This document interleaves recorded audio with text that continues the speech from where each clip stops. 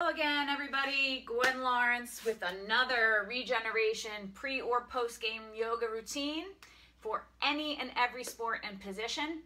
This one is going to be very leg, hammy, hip centric. We did others that were shoulder focused and one that was back focused. So depending on your needs, just use your judgment which one is the best one for you.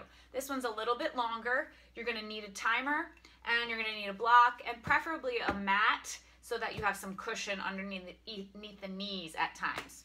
So we're going to start right off the bat. I'm going to set the timer for 1 minute and we're going to start with standing forward bend. Set the feet at hips width apart, hinging from the hips, grab opposite elbow and hang it over. Sway left to right. Let's negotiate into those hamstrings. Get them open and supple. Shaking the head out, no, and yes. Breathing deep. Have your focus be inhaling up the back of your leg, exhaling, releasing the back and neck down. I even like to drape a sandbag over my forearm sometimes to make sure that I'm really releasing and letting go and letting gravity do the work for me.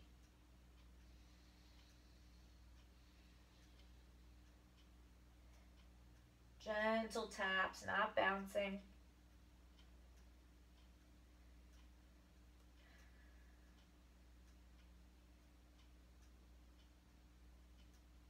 Don't sit so far back in the heels like that.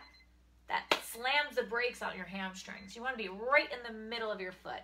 Second pose, 1 minute. Heel toe the feet out wherever you need to go down into your squat. Nice flat back, as low as you can go, as long as your feet are flat. So the thing is here, don't be confined by the width of your mat. If your legs are long and you're really tall, you might need something wider, a base wider than your mat. It is what it is. We want to think about heart leading in front of your head. You want to think about being pliable and supple. Some of you will be here. It is what it is. As long as you're feeling a stretch and you're breathing, then I'm happy. Holding, holding. This could be a bit challenging. If hamstrings and hips are really, really tight for you, you might want to pause this after your squat and do standing forward bend and squat one more time. This is a little bit longer than our other regeneration videos, our pre or post game videos, so make sure you have enough time to do it properly, or else write the poses down and just do each one for 30 seconds each, depending on what you need and the time that you have. Okay? So we're going to bring the hands down to the floor, onto the hands and knees, and you're going to like this one, knees wide, big toes touch. We're going to come into a child's pose. 1 minute, arms extended, elbows down, let your head hang to the floor.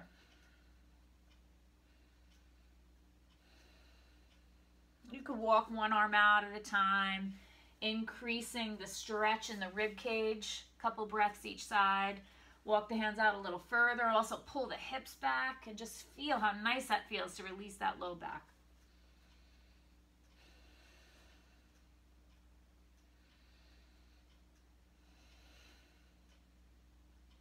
If you have knee problems, you might even want to roll up some towels and put them behind your knee joint so that you can get the benefit of this pose without aggravating your knees. Hold it, hold.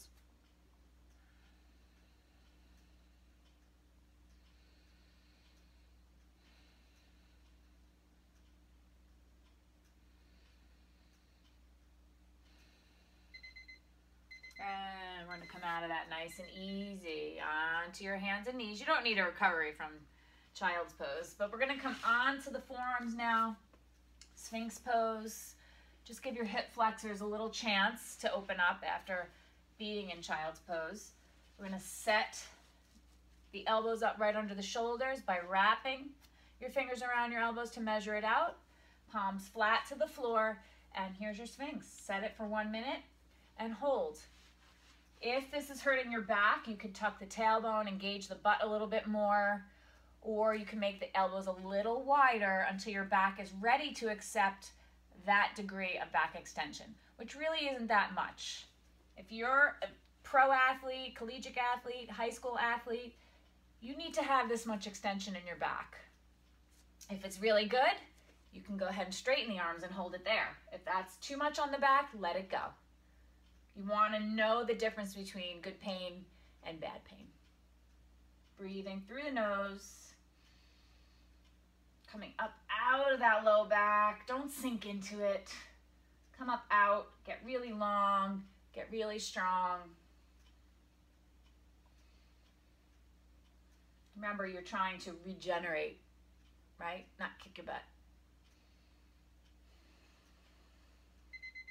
And all the way down. So what we're gonna do is palms flat under the shoulders, come up onto your hands and knees, and you're gonna go into a 1 minute downward facing dog. Hands shoulder width apart, palms flat, fingers spread, feet hips to shoulder width apart. Try to get that back nice and flat. Let your head hang. I'm always a big fan of just wiggling around in your down dog and trying to push the floor away, sink the chest, alternate calf stretch, anything you can do to sort of manipulate into those hamstrings a little deeper.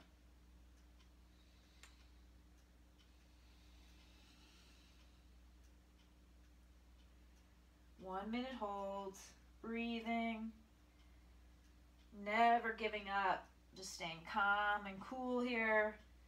Breath is deep, mind is focused.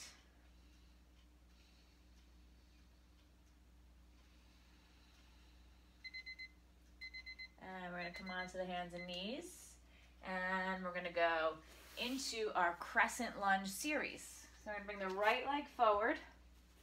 Bring it forward enough, okay, that you have at least a 90-degree angle, if not a little bit of a bigger angle. We don't want the leg all the way back here, okay? We want it all the way here. I'm going to bring both hands on the inside of the foot. This is level 1. You'll see it better when I do it on the other side.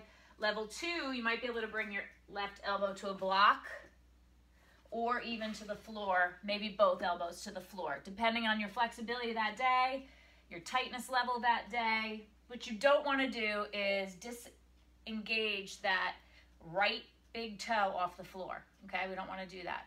We want to keep that leg nice and tight in. You're going to feel good stretch all the way into the glute and a very deep stretch in the left hip flexor. One nice thing to do is take your block or another block and rest your head, right? Even if you're way up here, rest your head. That helps you release and relax into the pose a little bit more. Not holding that neck tension really helps. Shoulders out of your ears.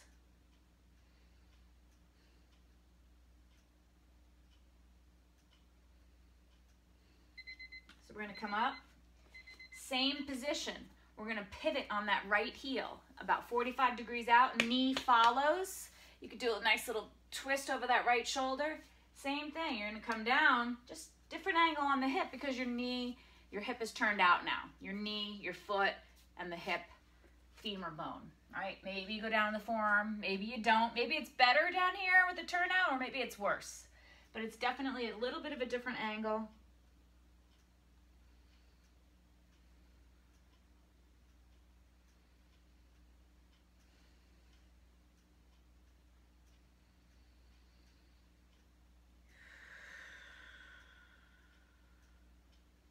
Let the jaw release and relax. The expression on your face, your stomach, your hips, even the tongue in your mouth. Let it relax. Notice those tight spots. Just acknowledge them. That's it. Maybe they're tight today, but maybe tomorrow they'll be a really good open spots. And we're going to come on up. What you're going to do now is heel toe that foot across and come into pigeon pose. Okay, pigeon pose is going to be a little bit longer. We're going to set it for 2 minutes. You could always do it longer if you need to, if you want to. Now, you want to be square and center for your pigeon pose. Okay, you do not want to be sitting on that right butt cheek unless you have right knee pain. If you have right knee pain, injury, if you've had surgery and you have a little bit less mobility there now than you used to, it's still very, very important to open up your hips, but you don't want to do it at the cost of your knees. So you can go to your side, you could sit on the hip, the leg is still straight behind you, you're turning your chest to the front. Otherwise, if you're good, come into center. You might want to tuck that foot under more, be here, but in time, that right lower leg will be parallel to the front edge of your mat, and your hips are square in center. So it's deep, it's a challenge, do what you can. And again, it's a little bit of a longer hold. Optimum is 3 or 4 minutes. So if you want to pause the video and do this one again, I find a lot of comfort in bringing a block under my belly, my chest, could be 2 blocks, and then resting my head. Even though I can go to the floor, it's really comforting to have the block under my chest. I really let go and get deep in my glute. And all you can do is breathe.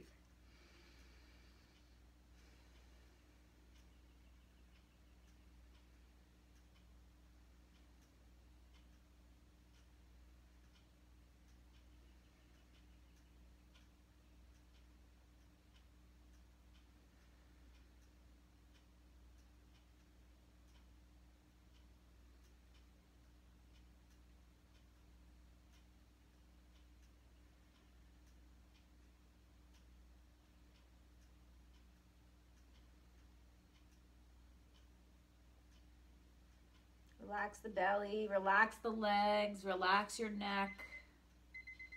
And we're gonna come on up. So you're gonna sit on that right butt cheek now.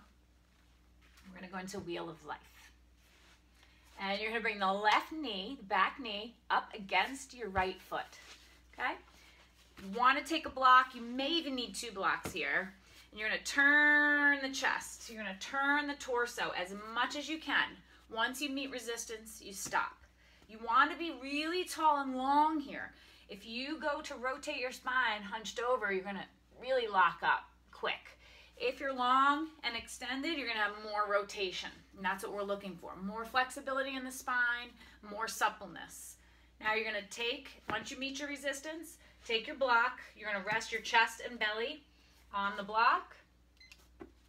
And you're going to rest your left ear on the floor. Okay, your right elbow is going to be bent, palm flat. That's going to be your torque in the pose. Your left arm reaches. Okay, so when I say inhale, you push into that right hand. You try to dial that left side body around more. And exhale, reach the overhead arm. Inhale, push, square the chest. Exhale, reach.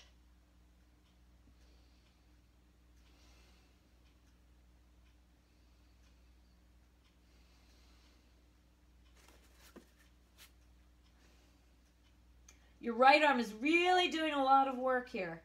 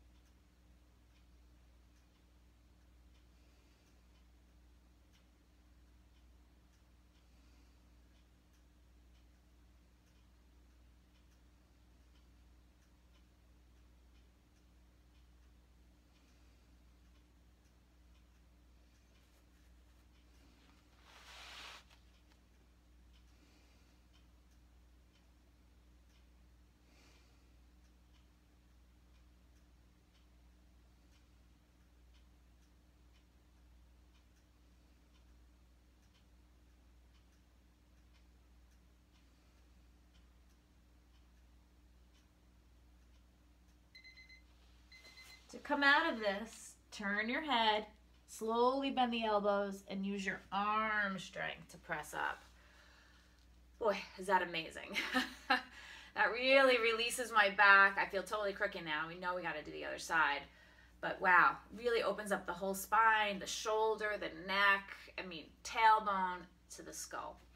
But before we do the other side, we're going to bring it around and come into 1 minute puppy pose again. You're really going to feel the difference in having stretched only one side.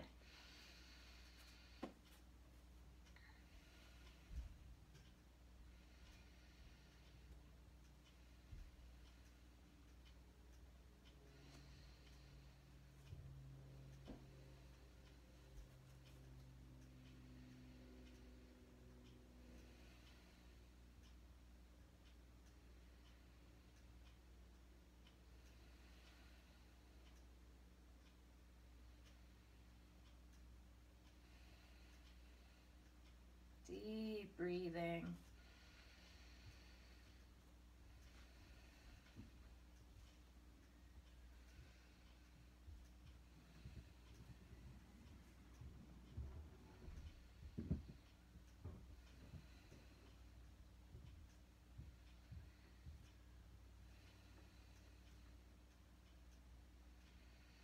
Feel the traction in the spine.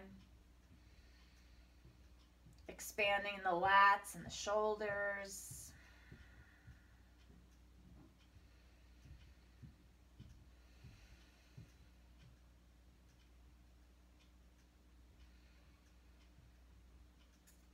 Okay. I think I have a feeling I didn't set my timer. And I did have the right feeling. But that was about a minute. I can tell I've been doing this for a long time. So we're going to come onto hands and knees. Gotta laugh, right? And we're going to come into downward facing dog now. Hands shoulder width apart, palms flat, fingers spread, and push it into downward dog. Right? Remember, wiggling around, exploring the down dog, but always let that head hang.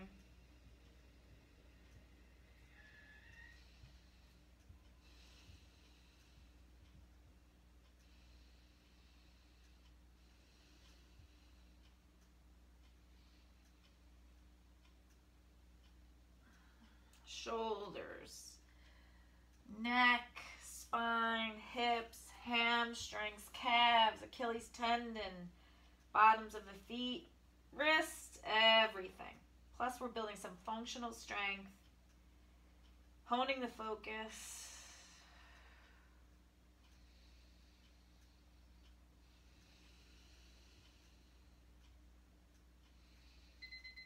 Okay, and let's bring the left leg forward. Now we're going to the other side.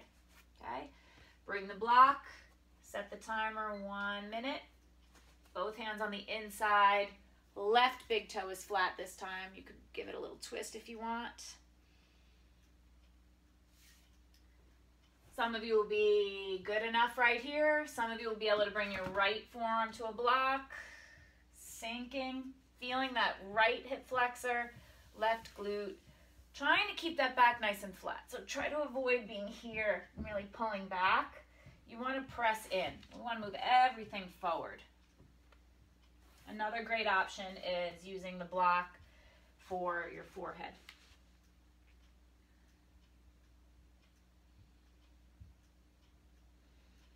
Find those tight spots. And on the exhale, see if you can release and relax in more, deeper. Prying yourself apart. Okay, coming up. Same position, except we're going to pivot the foot out, holding it for 1 minute. Let the knee track over the second toe. Again, nice and long. And go ahead and bring it down. Maybe you can't bend the elbows today. Maybe that's it for you. That's fine. Whatever it is, it is. Another option is block under your chest. Use your hands to rest your head. Don't tip over. Try to stay square and centered.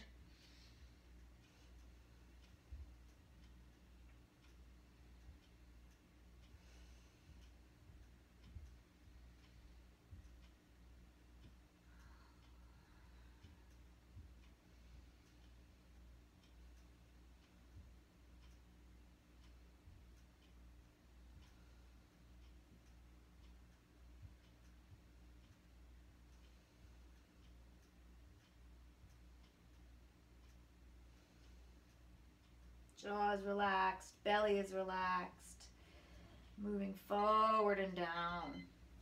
And then coming back up. You know what's next. We're gonna bring that leg across and we're gonna come into our pigeon pose. So now we're upping the game 2 minutes. So body is in center, right? You might want to stay nice and upright initially. Rolling the shoulders up, back down. Whatever you do, don't just bounce into this pose and go for it. You just want to be here, honor the steps, then maybe come down. I told you before, I prefer, even though my chest can easily go down to the floor, to have it supported by a block. And all the way down.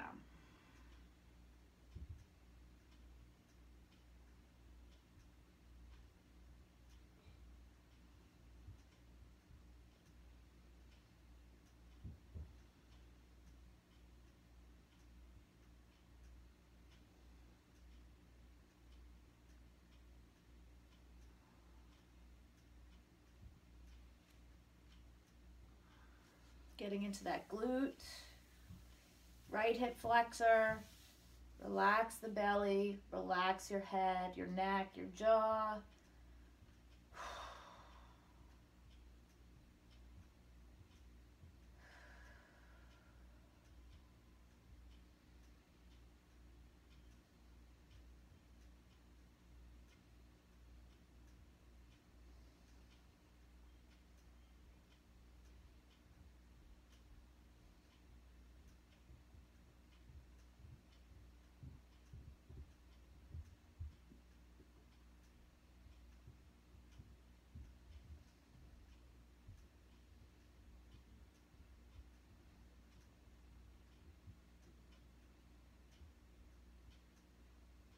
Some people say they feel tingling in the feet here. That's tightness.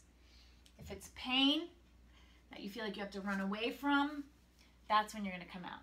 If it's tingling a little bit, that's okay. If it's that itchy, deep, stretchy kind of pain, that's okay. You need to know what's right for you. Know what's zingy, zappy, knifing. Know what's not good. Know it's okay. Holding. It only comes from experience or maybe working personally with a teacher.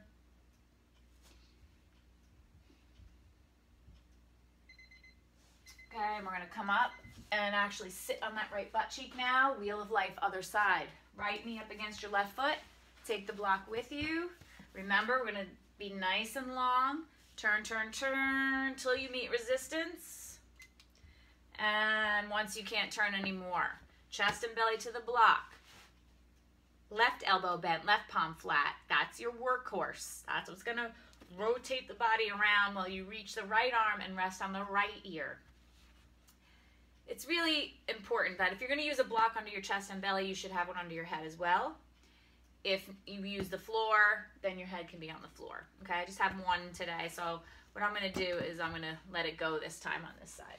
Lower it down, rest on that right ear. Inhale, we're going to press into that left hand. Exhale, we're going to rotate deeper and reach the right arm.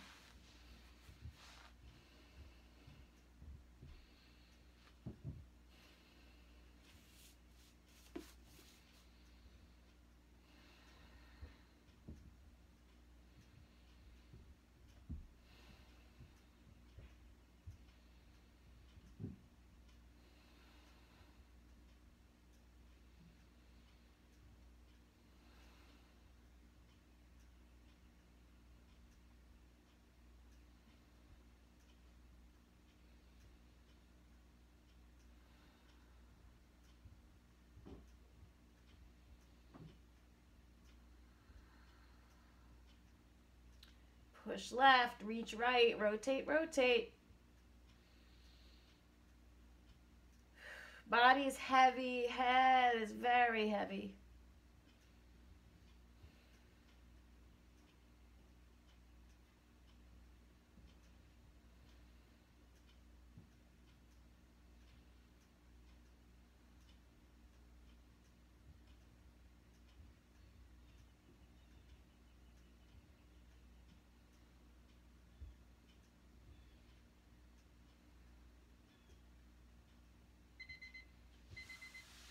Turn the head. Bend both elbows, both palms flat. Gently push it up.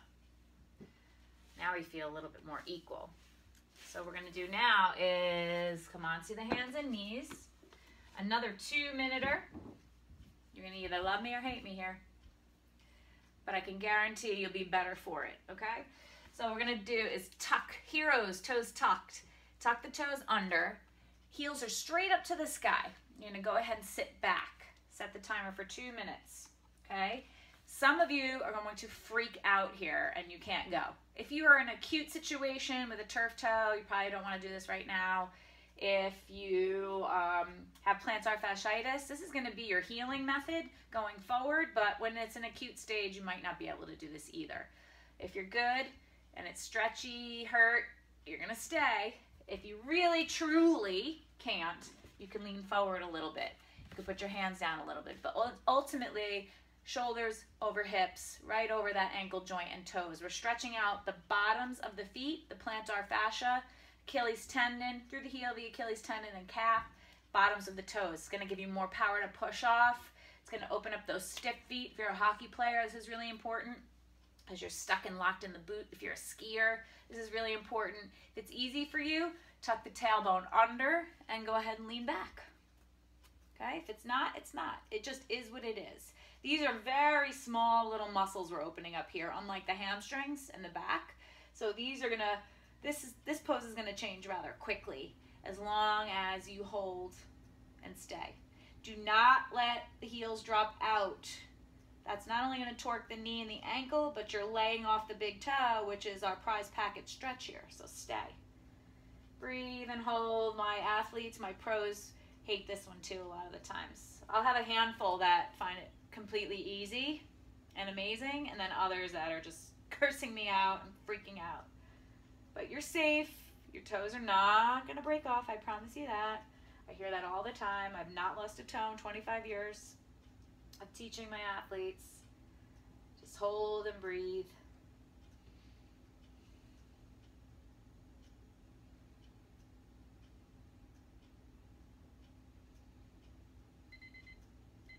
Voila, not so bad, right? You might hate the sound of me talking, but I'm trying to distract you a little bit. So come onto your hands and knees, let it go, get some blood flow back in those feet. And our last pose today, groin, inner thigh, hip, is frog. So you're gonna come onto your hands and knees. I like to have my feet square up against a wall, so I know I'm in the right position. We are gonna set the timer for 2 minutes, but really, best case scenario here is 3 to 5 minutes. So you can stop, time it yourself, or you could just do 2 minutes if that's what you have time for today. You're gonna have a block under your chest and belly, or 2. Some of you are gonna need 3. It is what it is. And you have a 90-degree angle in the ankle joint, knee joint, hip joint. You're gonna come all the way down. Do not have your hips way out in front of your knees. Keep them back. Rest your head. You can put extra cushion under your knees if you need it. When you sink in, if the knees cannot go out any further than they are, then gently press your hips back towards your heels a millimeter and you'll increase the stretch. So let's relax, let's release, let's breathe.